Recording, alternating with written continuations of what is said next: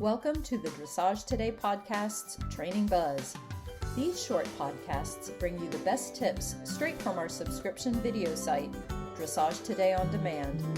To get full access to all our videos, go to ondemand.dressagetoday.com and enter promo code DTPodcast to save 15% off your subscription.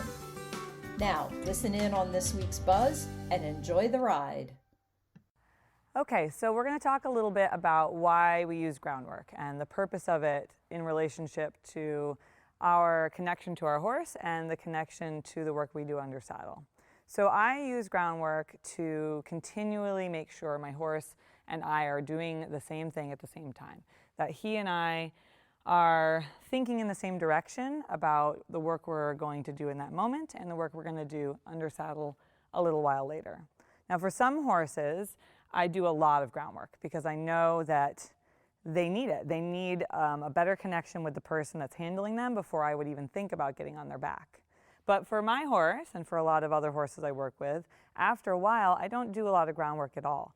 I basically make sure I have a connection established on the way from getting them from their pasture to the barn, and then that connection continues from the barn into the arena. So that when I go to get on, I know my horse and I are on the same page and ready to go to work.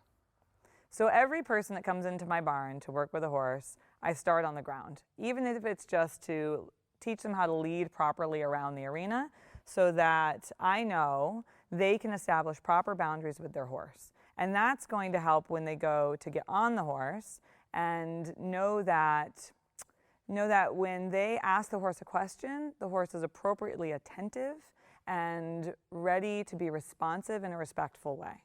So some of the exercises that I do on the ground are purely for groundwork.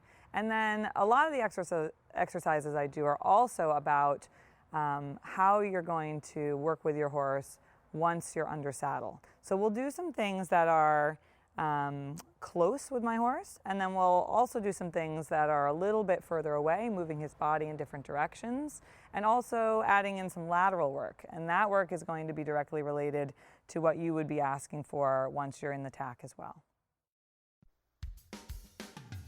We hope you enjoyed this bonus podcast.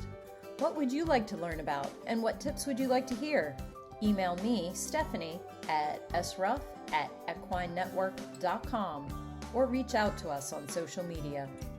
Remember, go to ondemand.dressagetoday.com and enter promo code DTPodcast to save 15% off your subscription to our online catalog. Thanks for listening.